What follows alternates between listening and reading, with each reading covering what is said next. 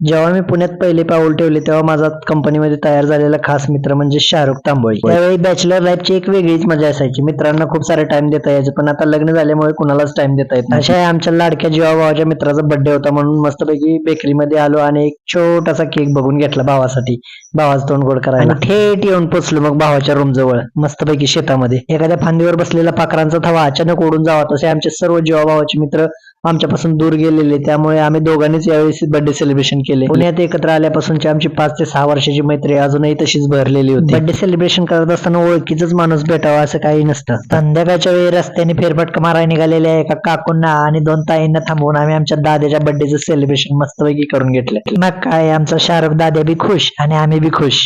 वातावरण बी एवढं भारी होतं की बोलायचं कामच नाही. शेवटी लहानपणीचं बालपण सर्व अशा वातावरणातच गावाकडे गेलेलं. पण हल्ली काय, विलाज ना नाविलाज, सिमेंटच्या जंगलात राहावं लागतं म्हणजे लागतं.